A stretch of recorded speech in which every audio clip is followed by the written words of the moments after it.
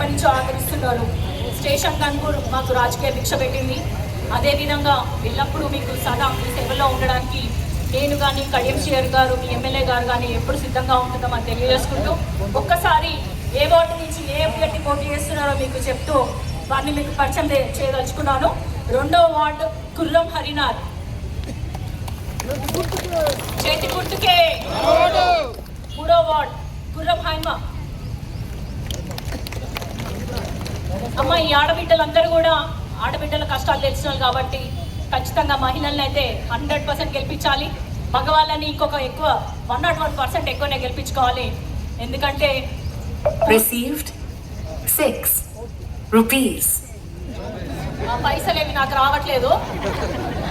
4వ వార్డు బూర్ల శంకర్ అన్న.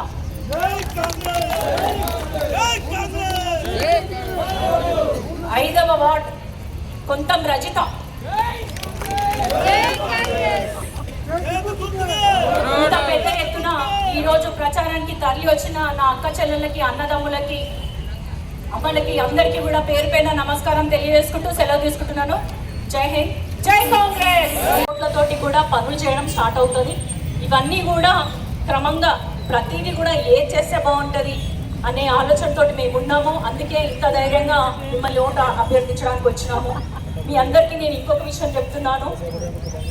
వేరే పార్టీలు ఏవైనా కూడా బీఆర్ఎస్ కానీ బీజేపీ కానీ వాళ్ళ అభివృద్ధికి ఆలోచనకి చాలా ఆమడ దూరంలో ఉంటారు. మీరందరూ కూడా స్టేషన్ గన్పూర్లో కడియం శ్రీహరి గారు చేసిన పనులు చూడండి.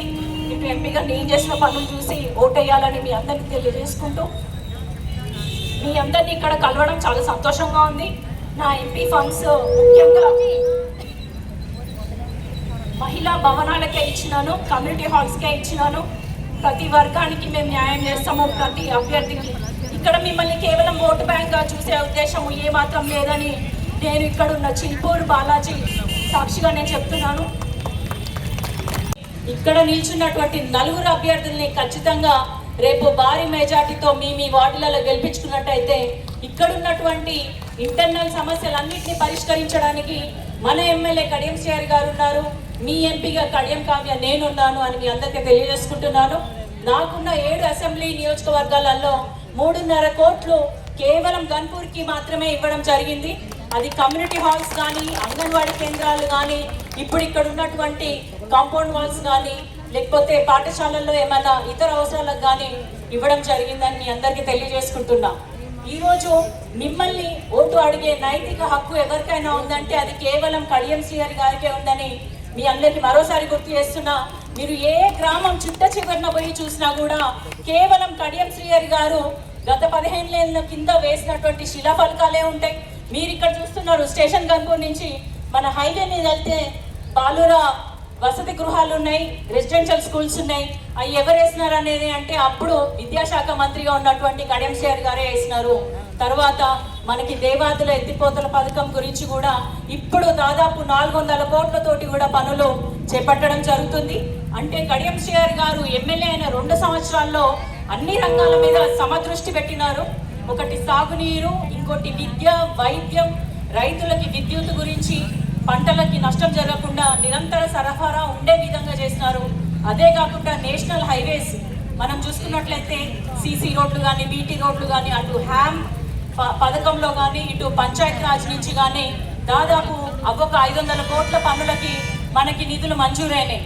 ఏదైనా కూడా సమగ్రంగా అభివృద్ధి చెందాలి అంటే సంపూర్ణ అవగాహన ఉన్న నాయకుడు మనకి కావాలి. అటువంటి నాయకుడు మీ కడియం శ్రీహరి గారు. మీ నమ్మకం ఇంత మాత్రం కూడా సడలకుండా మీరెలా ఉన్నారో మీకోసం నిరంతరం శ్రమిస్తూ మీకోసం కష్టపడుతున్నటువంటి కడియం కుటుంబం మీ చెంత ఉంది.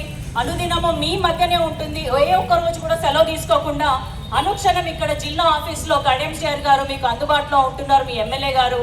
నేను కూడా నిత్యం మీ మధ్య ఉంటూ మీ ప్రశ్నలని అక్కడ పార్లమెంట్లో ప్రశ్నిస్తూనే అక్కడ కేంద్రం నుంచి మనకు రావాల్సిన నిధుల గురించి ఎప్పటికప్పుడు మాట్లాడుతూ ఉన్నాను. కాబట్టి ఎక్కడ కూడా మేము అలుపెరగకుండా స్టేషన్ గన్పూర్ అభివృద్ధి మా ధ్యేయంగా పనిచేస్తున్నాము. మాకెక్కడ కూడా స్వలాభం లేదు. ఎక్కడ కూడా మేము కాంట్రాక్టర్ల దగ్గరనో పర్సెంటేజ్లు తీసుకోవడమో భూ కబ్జాలు చేయడం అసలు ఆ చరిత్రే మాకు లేదు. కాబట్టి ఇంత క్లీన్ చిట్ ఉంది కాబట్టి మీరు కడియం శ్రీహరి గారిని 2 సంవత్సరాల కింద ఎట్లా గెలిపించారో తర్వాత సంవత్సరాల కాలం కింద నన్ను గెలిపించారు. మొన్నటి పంచాయతీ ఎలక్షన్స్లో కూడా 143 పంచాయతీ సెగ్మెంట్లు ఉంటే అందులో దాదాపు 100 కాంగ్రెస్ పార్టీ బలపరిచిన అభ్యర్థుల్ని మీరు గెలిపించుకున్నారు. ఏ ఒక్క రోజు కూడా మీరు వీళ్ళు పనిచేయాలన్న ఆలోచన మీకు రాదు, ఎందుకంటే అట్లాంటి ఆలోచన లేకుండా చేస్తాం మేము. కాబట్టి మీకు ఇప్పుడు ఇంకో విషయం ఏం చెప్పబోతున్నా అంటే, ఇప్పుడు మన ఎక్స్ సర్పంచ్ గారు చెప్పినారు ఇక్కడ మనకి రోడ్లు సరిగ్గా లేవు కాలనీలలో వార్డులలో అని చెప్తున్నారు. మన మున్సిపాలిటీకి దాదాపు 50 కోట్ల నిధులు మంజూరైనాయి. అందులో 20,000 కోట్లు ఆల్రెడీ టెండర్లు పిలవడం జరిగింది. ముఖ్యంగా internal roads, CC roads, BT roads వీటన్నిటిని కలుపుకొని స్టేషన్ గన్పూర్, శివునిపల్లి, చాగల్లో 3 గ్రామాల్లో కూడా దాదాపు 16,50,00,000 నిధులతోటి కూడా మనకి ఈ రోడ్లకి శాంక్షన్ రావడం జరిగింది. అది టెండర్ ప్రక్రియ మొదలవుతుంది. అవగానే కూడా మీ ఎమ్మెల్యే గారు కడియం శ్రీహర్ గారు ఒకటే మాట చెప్పినారు, ఈ 50 కోట్ల నిధుల పనులు కూడా కేవలం సంవత్సరం కాలంలోనే పూర్తి చేస్తారు. మీరు కనుక అత్యధిక మెజార్టీ తోటి మీ అభ్యర్థులు గెలిపించుకొని కాంగ్రెస్ పార్టీ అభ్యర్థులు గెలిపించుకుంటే ఇంకో 50 కోట్ల నిధులు తీసుకొచ్చి మన స్టేషన్ గన్పూర్ మున్సిపాలిటీని మోడల్ మున్సిపాలిటీగా చేసే ఉద్దేశంతో కడియం శ్రీహర్ ఎమ్మెల్యే గారు ఉన్నారు, నేను ఉన్నానని మీ అందరికీ తెలియజేసుకుంటున్నాను. నా నిధులు కూడా నేను చెప్తాను. ఇదే కాకుండా స్టేషన్ గన్పూర్కి సంబంధించి ఒక ఇంటిగ్రేటెడ్ మార్కెట్కి 4 కోట్లు 500 ఇళ్ళు వచ్చినాయి. అందులో దాదాపు 175 కోట్లు ఒక్కొక్క ఇంటికి 5 లక్షల చొప్పున వచ్చినాయి. దాదాపు 95% వరకు ఆ ఇండ్ల పనులు అయిపోయినాయి. వచ్చే సంవత్సరం మళ్ళీ ఏప్రిల్లో మేలలో మళ్ళీ ఇంకొక దఫా 3,000 ప్రతి సంవత్సరం ఈ 5 ఏళ్ళు 3,500 ఇళ్ళు రాబోతున్నాయి. రాకపోతే రాని రోజు మమ్మల్ని అక్కడే నిలబెట్టి ఖచ్చితంగా ఓటు మీకు వెయ్యము, నీకు ఎందుకు వేయాలని అడగండి, నేను నీకు సమాధానం చెప్తాం. సరేనా? ఖచ్చితంగా మీకు ఇల్లు ఉండాలి, సన్న బియ్యం ఉంది, కొత్త రేషన్ కార్డ్స్ ఉన్నాయి, ఇందిరమ్మ ఇండ్లు ఉన్నాయి. ఇవన్నీ కూడా ఒక్కొక్కటి ముందు పడుతుంది. రైతులకు కూడా ఎటువంటి కష్టం లేకుండా కూడా మేము చూసుకుంటాము. అన్ని నియోజకవర్గాల గురించి కాకుండా స్టేషన్ గన్పూర్ మాత్రం ఖచ్చితంగా అభివృద్ధి బాటలో నడుస్తుంది అని నేను దేవుని సాక్షిగా ప్రమాణం చేస్తున్నా. మీరందరూ కూడా